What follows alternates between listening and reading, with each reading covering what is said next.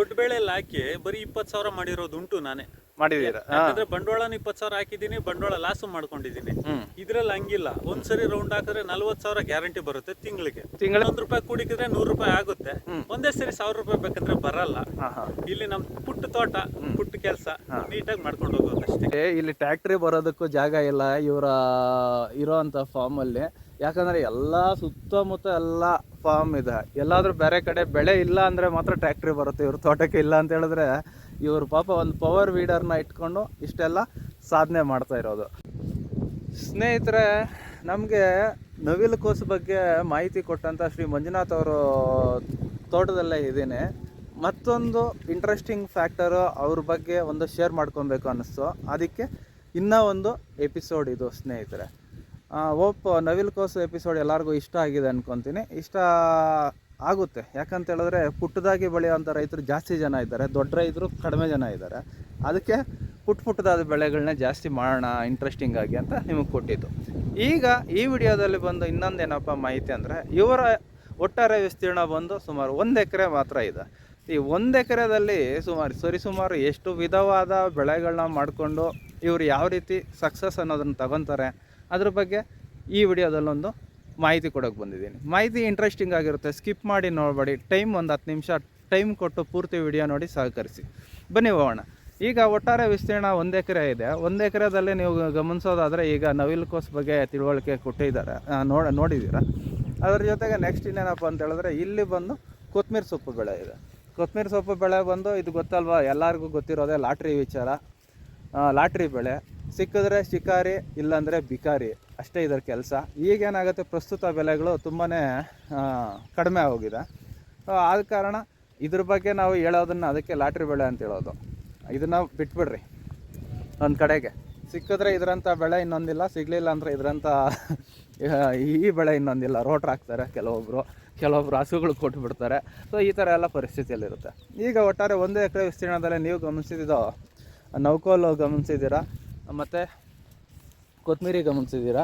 ಈಗ ಇಲ್ಲಿ ನೋಡೋದಾದರೆ ಇದನ್ನು ಚೊಕ್ಕತಿ ಸೊಪ್ಪು ಅಂತ ಹೇಳ್ತಾರೆ. ಇದನ್ನು ನಮ್ಮ ಕಡೆ ಚೊಕ್ಕತಿ ಸೊಪ್ಪು ಅಂತಾರೆ, ಬೇರೆ ಕಡೆ ಏನಂತಾರೆ ಅಂತ ನಮಗೆ ಗೊತ್ತಿಲ್ಲ. ಇನ್ನು ಹತ್ತಿರದಿಂದ ಗಮನಿಸೋದಾದರೆ ಈ ರೀತಿಯಲ್ಲಿ ಇರ್ತದೆ. ಇದು ಎಲ್ಲರಿಗೂ ಜಾಸ್ತಿ ಕೊತ್ತಂಬರಿ ಸೊಪ್ಪು, ಪುದೀನ ಸೊಪ್ಪು, ದಂಟು ಸೊಪ್ಪು ಮತ್ತು ಇನ್ನೇನಿರ್ತದೆ, ಇಂಥ ಕೆಲವೊಂದು ಸೊಪ್ಪುಗಳು ಮಾತ್ರ ಚೆನ್ನಾಗಿ ಮಾಹಿತಿ ಇರ್ತದೆ. ಚೊಕ್ಕತಿ ಸೊಪ್ಪು ನಮ್ಮ ಕಡೆ ಜಾಸ್ತಿ ಬೆಳಿತೀರಿ. ಕ್ಯಾರೆಟಲ್ಲೂ ಇದೆ ಮಿಕ್ಸು, ಬೀಟ್ರೂಟಲ್ಲೂ ಇದೆ ಮಿಕ್ಸು, ಎಲ್ಲದರಲ್ಲೂ ಇದೆ ಮಿಕ್ಸ್ ಹೊಡೆಯೋದು, ಚೆನ್ನಾಗಿ ಬರ್ತದೆ ಅಂತ ಹೇಳ್ಬಿಟ್ಟು. ಅದನ್ನು ಹೊರತುಪಡಿಸಿ ಇನ್ನೊಂದೇನೆಂದರೆ, ಇವರು ಪಾರ್ಟಾಗಿ ಮಾಡಿರ್ತಾರೆ. ಗಮನಿಸಿ, ಇಲ್ಲಿ ಅಲ್ಲೊಂದು ಪೀಸು, ಅಲ್ಲೊಂದು ಪೀಸು, ಇಲ್ಲೊಂದು ಪೀಸು. ಅದಾದ ನಂತರ ಈಗ ಇಲ್ಲಿ ನೋಡಿ, ಇದು ಬಂದು ಮೆಂತ್ಯ ಗೊತ್ತೇ ಇರುತ್ತೆ ಎಲ್ಲರಿಗೂ. ಸೊ ಪುಟ್ಟದಾಗಿ ಅಂದರೆ ಈಗ ಒಂದು ಮೊಳಕೆ ಹಂತದಲ್ಲಿರಬೇಕು, ಒಂದು ಮಳಿತಾ ಇರಬೇಕು, ಒಂದು ಹಾರ್ವೆಸ್ಟಿಂಗ್ ಬಂದಿರಬೇಕು. ಈ ಥರ ಮಾಡಿಕೊಂಡ್ರೆ ಮೆಥಡು ಲಾಸ್ ಅನ್ನೋದಿರೋದಿಲ್ಲ. ಇದು ಮತ್ತು ಇನ್ನೊಂದು ಪುಟ್ಟ ಬ್ಯಾಚು ಅಲ್ಲಿ ಆಲ್ರೆಡಿ ಇನ್ನೊಂದು ವಾರಕ್ಕೆ ಬರುವಂಥ ಬ್ಯಾಚ್ ಒಂದಿದೆ. ಇದೊಂದು 15 ದಿನ 20 ದಿನ ಬೇಕಾಗುತ್ತೆ ಈ ಬ್ಯಾಚ್ ಬರೋದಕ್ಕೆ. ಇಲ್ಲೊಂದು ಕೊತ್ತಂಬರಿ ಸೊಪ್ಪಿದೆ. ಇದ್ರ ಜೊತೆಗೆ ಸ್ಪಿನಾಚ್ ಅಂತ ಏನೋ ಇಂಗ್ಲೀಷಾಗಿ ಕರೀತಾರೆ. ನಾನು ಒಂದು ಸ್ವಲ್ಪ ಕಲ್ತ್ಕೊತಾ ಇದ್ದೀನಿ ವೆಜಿಟೇಬಲ್ಸ್ ಹೆಸರುಗಳು ಹೇಳೋದು ಎಲ್ಲ. ಸೊ ಇದು ಬಂದು ಸ್ಪಿನಾಚು ಗಮನಿಸ್ಬೋದು. ಇದು ಪಾಲಕ್ ಸೊಪ್ಪು, ಮೆಂತ್ಯ. ಈಗ ಅಲ್ಲೊಂದು ಬ್ಯಾಚ್ ಮೆಂತ್ಯ ನೋಡಿದ್ದೀರಾ, ಈಗ ಇಲ್ಲೊಂದು ಬ್ಯಾಚ್ ಮೆಂತ್ಯ ನೋಡಿ. ಇಲ್ಲಿ 1 ಎಕರೆದಲ್ಲಿ ಎಷ್ಟು ಪೀಸುಗಳು ಮಾಡಿದ್ದಾರೆ ಅಂದರೆ ನನಗಂತೂ ಗೊತ್ತಿಲ್ಲ ಯಾವ ರೇಂಜಿಗೆ ಪೀಸುಗಳೈತೆ ಅಂತ. ನೋಡಿ, ಇಲ್ಲೊಂದು ಪೀಸ್ ಐತೆ, ಇದೊಂದು. ಇದರ ಜೊತೆಗೆ ಈಗ ಬಂದು ಮೊಳಕೆ ಹೊಡೆದು ಚಿಗುರು ಹಂತದಲ್ಲಿರುವಂಥ ಒಂದು ನೌಕೋಲ್ ಬೆಳೆ. ಈಗ ಗಮನಿಸ್ಬೋದು, ಇರಿಗೇಷನ್ನು ನಡೀತಾ ಇದೆ. ಸ್ಪ್ರಿಂಕ್ಲರ್ ಇರಿಗೇಷನಲ್ಲಿ ನೋಡಿ ನೀರು ಹರಿತಾ ಇದೆ. ಮೊಳಕೆಯನ್ನು ಗಮನಿಸ್ಬೋದು, ಈ ರೀತಿ ಇದೆ. ಸೊ ಇದೆಲ್ಲ ಯಾವ ರೀತಿ ಮೇಂಟೈನ್ ಮಾಡ್ತಾರೆ ಅಂತ ಹೇಳ್ಬಿಟ್ಟು ಇವಾಗ ರೈತರನ್ನ ಮಾತಾಡಿಸಿ ತಿಳ್ಕೊಳ್ಳೋಣ ಬನ್ನಿ. ಮಂಜಣ್ಣ, ತೊಂದರೆ ಕೊಡ್ತಾ ಇದ್ದೀನಿ ಅನ್ಕೊಂಬಿಟ್ರೆ, ಏನೋ ಇವನು ಇಷ್ಟು ವಿಡಿಯೋಗಳು ಮಾಡ್ಕೊತವನೆ ಅಂತ ಅನ್ಕೊಂಬಿಟ್ರೆ. ಆ ಥರ ಏನಿಲ್ಲ ಅಣ್ಣ. ಈಗ ನವಿಲುಕೋಸು ಬಗ್ಗೆ ಆಯಿತು. ಈಗ ಈ ಪುಟ್ಟದಾಗಿ ಈ ಚಿಕ್ಕದಾಗಿ ಪಾರ್ಟಿಷನ್ಗಳು ಮಾಡ್ಕೊಂಡು ಸೊಪ್ಪಿನ ಬೆಳೆಗಳು ಬೆಳಿತಿದ್ದೀರಾ. ಯಾಕೆ ಇದು ಒಂದೇ ಸರ್ತಿ ಬೆಳಿಬೋದಲ್ಲ? ಇಲ್ಲ, ನಮ್ಗೆ ಹಾರ್ವೆಸ್ಟ್ ಮಾಡಕ್ ಈಸಿ ಇರುತ್ತೆ. ಮಾರ್ಕೆಟಿಂಗು ಈಸಿ ಇರುತ್ತೆ. ಕಂಟಿನ್ಯೂ ಇದ್ರೆ ನಮ್ಗೆ ಬೆಲೆ ಗೊತ್ತಾಗುತ್ತೆ, ಪ್ಲಸ್ ನಮ್ಗೆ ಅದರಲ್ಲಿ ಇನ್ಕಮ್ ಒಂದು ಕೆಲಸ. ಈಗ ಉಳುಮೆಗೆಲ್ಲ ಏನು ನಿಮ್ದು ಒಂದು ಯಂತ್ರ ಇಟ್ಕೊಂಡಿದ್ದೀರಾ? ನಾನು ತಂದಿದ್ದೀನಿ 7 HP ಒಂದು ಮಿಷಿನ್ ತಂದಿದ್ದೀನಿ. ಎಲ್ಲ ಕೆಲಸ ಅದ್ರಲ್ಲೇ ಮಾಡ್ಕೊಬಿಡ್ತೀರಾ? ಸ್ನೇಹಿತರೆ, ಇಲ್ಲಿ ಗಮನಿಸಿ, ಇಲ್ಲಿ ಟ್ಯಾಕ್ಟ್ರಿ ಬರೋದಕ್ಕೂ ಜಾಗ ಇಲ್ಲ ಇವರ ಇರೋಂಥ ಫಾರ್ಮಲ್ಲಿ. ಯಾಕಂದರೆ ಎಲ್ಲ ಸುತ್ತಮುತ್ತ ಎಲ್ಲ ಫಾರ್ಮ್ ಇದೆ. ಎಲ್ಲಾದರೂ ಬೇರೆ ಕಡೆ ಬೆಳೆ ಇಲ್ಲ ಅಂದರೆ ಮಾತ್ರ ಟ್ಯಾಕ್ಟ್ರಿ ಬರುತ್ತೆ ಇವ್ರ ತೋಟಕ್ಕೆ. ಇಲ್ಲ ಅಂತ ಹೇಳಿದ್ರೆ ಇವರು ಪಾಪ ಒಂದು ಪವರ್ ವೀಡರ್ನ ಇಟ್ಕೊಂಡು ಇಷ್ಟೆಲ್ಲ ಸಾಧನೆ ಮಾಡ್ತಾ ಇರೋದು. ಈಗ ಹೇಳಿದ್ರಿ ನೀವು ಒಂದೇ ಸರ್ತಿ 1000 ರೂಪಾಯಿ ನೋಡ್ಬೇಕಂದ್ರೆ ಒಟ್ನಲ್ಲಿ ನೀವು ಹೇಳ್ದಂಗೆ ಯಾವ್ದು ದೊಡ್ಡ ಬೆಳೆ ಹಾಕ್ಬೇಕು, ದೊಡ್ಡದಾಗಿ ಕಾಸು ಹಾಕ್ಬೇಕು. ನೀವು ಚಿಕ್ಕದಾಗಿ 100 ರೂಪಾಯಿನೇ ಕುಡಿಕೆ 1000 ರೂಪಾಯಿ ಮಾಡ್ತಾ ಇದ್ದೀರಾ. ಒಂದೇ ಸಲ 1000 ಬೇಡ ನನಗೆ, ಚಿಕ್ಕದಾಗೆ 100 ಕುಡಿಕೆ 1000 ಮಾಡ್ತೀನಿ. ಹನಿ ಕುಡಿದ್ರೆ ಹಳ್ಳ, ಈ ತರ ತೆನೆ ಕುಡಿದ್ರೆ ಬಳ್ಳ ಅನ್ನೋ ಒಂದು ಮಾಹಿತಿ ಇದು ಅಂತ ಗಾದೆ ಮಾತು ಇದರಿಂದ ನಿಜ ಆಯ್ತು ಅನಿಸ್ತಾ ಇದೆ.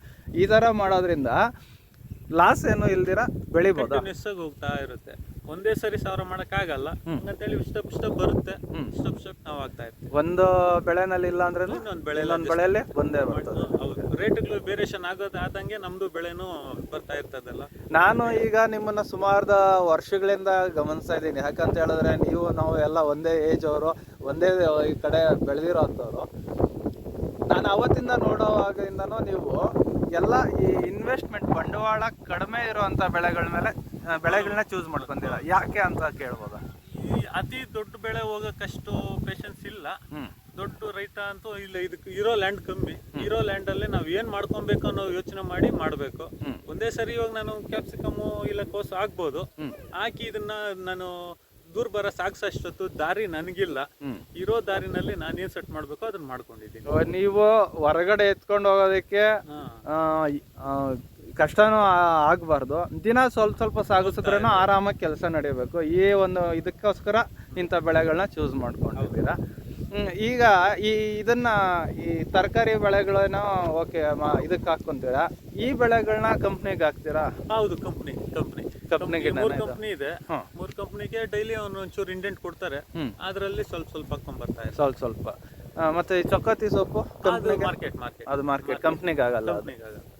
ಕಂಪ್ನಿಗೆ ಯಾವ್ದು ಕೊಡ್ತೀರಾ ಸೊಪ್ಪುಗಳು? ಪಾಲಕ್ಕು, ಕೊತ್ತಂಬರಿ, ಮೆಂತ್ಯ ಇದು 3. ಸ್ನೇಹಿತರೆ ನೋಡಿದ್ರಲ್ಲ, ಕಂಪ್ನಿಗೆ ರಿಕ್ವೈರ್ಮೆಂಟ್ ಇರೋದು ಬಂದು ಪಾಲಕ್ಕಿ, ಕೊತ್ತಂಬರಿ ಸೊಪ್ಪು, ಮೆಂತ್ಯ. ಸೊ ಇದು 3ನ್ನ ಕಂಪ್ನಿಗೆ ತಗೊಂತಾರೆ. ಇನ್ನು ಉಳಿದಿದ್ದೆಲ್ಲ ಬಂದು ಲೋಕಲ್ ಮಾರ್ಕೆಟ್ಗೆ ಹಾಕ್ಕೊಂತಾರೆ. ನಿಮ್ಮ ಸಕ್ಸಸ್ ಫಾರ್ಮುಲಾ ಒಂದು ತುಂಬಾ ಚೆನ್ನಾಗಿದೆ. ಈಗ ಒಟ್ಟಾರೆ ಒಂದು ಇದು ಬೇಜಾರು ಮಾಡ್ಕೊಂಬೇಡಿ. ಯಾಕಂತ ಹೇಳಿದ್ರೆ ದುಡಿಮೆನ ಕೇಳ್ತಾನಲ್ಲ ಇವನು ಬಂದು ಅಂತ ಹೇಳ್ಬಿಟ್ಟು. ಈಗ ಒಂದು ಸರ್ತಿ ನೀವು ನೀಟಾಗಿ ಬೆಳೆ ಸ್ಟೆಪ್ ಬೈ ಸ್ಟೆಪ್ ಮಾಡ್ಕೊಂಡು ಬಂದ್ರೆ ಸರ್, ನಾನು ಹೇಳ್ತೀನಿ, ದೊಡ್ಡ ಬೆಳೆ ಎಲ್ಲ ಹಾಕಿ ಬರೀ 20,000 ಮಾಡಿರೋದು ಉಂಟು. ನಾನೇ ಮಾಡಿದೀರಾ? ಯಾಕಂದ್ರೆ ಬಂಡವಾಳನ 20,000 ಹಾಕಿದೀನಿ, ಬಂಡವಾಳ ಲಾಸ್ ಮಾಡ್ಕೊಂಡಿದ್ದೀನಿ. ಇದ್ರಲ್ಲಿ ಹಂಗಿಲ್ಲ. ಒಂದ್ಸರಿ ರೌಂಡ್ ಹಾಕಿದ್ರೆ 40,000 ಗ್ಯಾರಂಟಿ ಬರುತ್ತೆ. ತಿಂಗಳಿಗೆ ಗ್ಯಾರಂಟಿ ರೌಂಡ್ ಬರುತ್ತೆ. ರೌಂಡ್ ಅಲ್ಲಿ ಬರುತ್ತೆ. ಕಮ್ಮಿ ಅಂದ್ರೆ ದಿನ ದುಡ್ಡು ಬರ್ತಾ ಇರ್ತದೆ. ದೊಡ್ಡ ಬೆಳೆ ಅಷ್ಟು ಮಾತ್ರ ಲಾಸ್ ಮಾಡ್ಕೊಂಡಿರೋದ್ರಿಂದ ನಾನು ಬೇಡ, ಇದನ್ನ ಚೂಸ್ ಮಾಡೋಣ ಅಂತ ಮಾಡ್ಕೊಂಡು ಹೋಗ್ತಾ ಇದ್ದೀನಿ. ಖಂಡಿತ ಮಂಜುನಾಥ್ ಅವರೇ, ಇಂಥ ಒಂದು ಇದು ಬಂದು ತುಂಬಾನೇ ಮುಖ್ಯ ಅನ್ಸುತ್ತೆ. ಯಾಕಂತ ಹೇಳಿದ್ರೆ ಎಲ್ಲಾರು ದೊಡ್ಡ ರೈತರು ದುಡ್ಡು ಇಟ್ಕೊಂಡಿರ್ತಾರೆ, ಹಾಕ್ಬಿಡ್ತಾರೆ, ಮಾಡ್ಬಿಡ್ತಾರೆ. ಲಾಸ್ ಆದ್ರೇನು ಬಿಡೋ ನನ್ನ ಹತ್ರ ದುಡ್ಡಿದೆ ತಡ್ಕೊಂತೀನಿ ನಾನು ಅನ್ನೋ ಕೆಪಾಸಿಟಿ ಇರುತ್ತೆ. ಪುಟ್ಟ ರೈತರು ಬಂದು ಒಂದ್ಸಲಿ ಹೆಜ್ಜೆ ಇಡ್ತಾರೆ. ಹೆಜ್ಜೆ ಇಟ್ಬಿಟ್ಟು ಏನಾಗುತ್ತೆ, ಒಂದು ಬೆಳೆ ಏನಾದ್ರು 2 ಬೆಳೆ ಫೈಲೂರ್ ಆಯ್ತು ಅಂದ್ರೆ ಭಯ ಬಂದ್ಬಿಡ್ತಾರೆ. ಸೊ ಈ ತರ ಕಡಿಮೆ ಬಜೆಟ್ ಅಲ್ಲಿ ಮಾಡ್ಕೊಳ್ಳೋದು ಸ್ವಲ್ಪ ಅನುಕೂಲ. ಫಸ್ಟ್ ಈ ತರ ಮಾಡ್ಕೊಂಡು ಆಮೇಲೆ ದೊಡ್ಡ ಬೆಳೆಗೆ ಹೋದ್ರೂ ಏನ್ ತೊಂದರೆ ಇರಲ್ಲ. ತಡ್ಕೊಳ್ಳೋ ಕೆಪಾಸಿಟಿ ಇರುತ್ತೆ. ಏನೋ ಮಾಡ್ಕೊಂತಾರೆ ದೊಡ್ಡವರು. ಮತ್ತೆ ಮಂಜುನಾಥ್ ಅವ್ರೆ, ಇನ್ನೊಂದು ಕೇಳಬೇಕು ಅನ್ಸ್ತು. ಈಗ ಇದಕ್ಕೆಲ್ಲ ಔಷಧಿಗಳೆಲ್ಲ ಏನು ಅಷ್ಟೊಂದು ಕೇಳಲ್ಲ ಈ ಸೊಪ್ಪಿನ ಬೆಳೆಗಳಿಗೆಲ್ಲ. ಬೇಸಿಗೆಯಲ್ಲಿ ಮಾತ್ರ ಒಂಚೂರು ಕೇಳುತ್ತೆ. ನಾರ್ಮಲ್ ಆಗಿ 2 ಟೈಮ್ ಇಲ್ಲ 3 ಟೈಮ್ ಮಾಡ್ಕೊಂಡ್ರೆ ಸಾಕು. ಅದು ಏನು ಅಷ್ಟೊಂದು ಕಾಸ್ಟ್ಲಿ ಮೊತ್ತಗಳೇನಿಲ್ಲ. ಸಿಂಪಲ್. ಒಂದು 500 ರೂಪಾಯಿ ಒಳಗಡೆ ಇದ್ರೆ ಸಾಕು. ಒಂದು ಕೋಟ ಎಲ್ಲ ಬರುತ್ತೆ. ಇವಾಗ ನೀವೇ ನೋಡಿದಂಗೆ ದೊಡ್ಡ ದೊಡ್ಡ ಬೆಳೆಗಳಿಗೆ 1000 ರೂಪಾಯಿ ಸುರಿತಾರೆ. ಇದರಲ್ಲಿ ಆತರ ಏನ್ ಬರಲ್ಲ. ಆತರ ದೊಡ್ಡ ಹಿಂಸೆ ಇಲ್ಲ. ಬಂಡವಾಳನೂ ಕಮ್ಮಿ, ಮೇಂಟೆನೆನ್ಸ್ ಕಮ್ಮಿ. ಸ್ವತಃ ನಾವು ದುಡ್ಡು ಹೋಗಿ ಕೆಲಸ ಮಾಡ್ಕೊಂಡು ಕಾಸು ಸಂಪಾದಿಸ್ಕೊಬಹುದು. ಇದರಲ್ಲಿ ಈ ತರ ಇರ್ತದೆ. ಮತ್ತೆ ಔಷಧಿಗಳು ಕಡಿಮೆ, ಎಲ್ಲಾನು ಮೇಂಟೆನೆನ್ಸ್ ಕಡಿಮೆ ಇದು. ಒಟ್ಟಾರೆ ತುಂಬಾನೇ ಒಳ್ಳೆ ಮಾಹಿತಿ ಇದೆ ಕೊಟ್ಟಿದ್ದೀರಾ ನಮ್ಮ ರೈತರಿಗೆ. ಸ್ನೇಹಿತರೆ, ಯಾರು ಪುಟ್ಟ ರೈತರು ಇರ್ತೀರೋ ಅವರು ನಿಮ್ಮ ಮಾರ್ಕೆಟ್ಗಳಿಗೆ ತಕ್ಕದಂಗೆ ಅನುಕೂಲವಾಗಿರುವಂಥ ಚಿಕ್ಕ ಬೆಳೆನೇ ಬೆಳೆದು ಹೇಳಿದ್ರಲ್ವಾ, 100 ರೂಪಾಯಿ ಸೇರಿಸಿ 1000 ರೂಪಾಯಿ ಮಾಡೋಕ್ಕೆ ಯೋಚನೆ ಮಾಡಿ. ಒಂದೇ ಸರ್ತಿ 1000 ರೂಪಾಯಿ ಬರಲಿ ಅನ್ನೋ ಯೋಚನೆನ ಬಿಟ್ಟು ಮುಂದುವರೆದ್ರೆ ಖಂಡಿತ ಯಶಸ್ಸು ಅನ್ನೋದು ನಿಮ್ಮ ಹಿಂದೆನೇ ಇರ್ತದೆ. ಅದನ್ನು ಏನೂ ಇಲ್ಲ ನಮ್ಮ ಹಿಂದೆ ಇರ್ತದೆ ಅಂತ ಹೇಳ್ಬಿಟ್ಟು ನಾವು ಅದನ್ನು ಗಮನಿಸಲ್ಲ, ಮುಂದೆ ಮಾತ್ರ ನೋಡ್ತಾನೆ ಇರ್ತೀರಿ. ಹಿಂದೆ ಒಂದ್ಸಲಿ ತಿರುಗಿ ನೋಡಬೇಕು. ಆ ಸಕ್ಸಸ್ ಅನ್ನೋದನ್ನು ನಾವೇ ಬರ್ಮಾಡ್ಕೊಬೇಕು ಸ್ನೇಹಿತರೆ. ಸೊ ಮಂಜುನಾಥ್ ಅವರೇ, ಒಟ್ಟಾರೆ ಈ ಒಂದು ಮೆಥಡ್ ಬಗ್ಗೆ ಒಂದು ಮಾಹಿತಿ ಕೊಟ್ಟಿರೋದಕ್ಕೆ ನಿಮಗೆ ಇನ್ನೊಂದು ಸರ್ತಿ ಧನ್ಯವಾದಗಳು. ಮತ್ತು ನಿಮ್ಮಿಂದ ನನಗೆ ಇನ್ನೊಂದು ಮಾಹಿತಿ ಬೇಕಾಗಿದೆ, ಖಂಡಿತ ಅದನ್ನು ತಗೊತೀನಿ. ಯಾವುದಪ್ಪ ಅಂತ ಹೇಳಿದ್ರೆ, ನೀವು ಒಂದು 2 ವೀಲರ್ಗೆ ಮಾಡ್ಕೊಂಡಿರೋಂಥ, ಅಂದರೆ ನೀವು ಸಾಗಿಸ್ಕೊಳ್ಳೋದಕ್ಕೆ ಈ ಸೊಪ್ಪಿನ ಇದೆಲ್ಲ ಸಾಗಿಸ್ಕೊಳ್ಳೋದಕ್ಕೆ ಮಾಡಿರೋಂಥ ಒಂದು ಐಡಿಯಾನ ನಾನು ಒಂದಿನ ನೆಕ್ಸ್ಟ್ ಎಪಿಸೋಡಲ್ಲಿ ಕೊಡಬೇಕು ಅಂತಿದ್ದೀನಿ. ದಯವಿಟ್ಟು ಅದೊಂದು ವಿಡಿಯೋ ಕೊಟ್ಟರೆ ತುಂಬ ಚೆನ್ನಾಗಿರುತ್ತೆ. ಧನ್ಯವಾದಗಳು.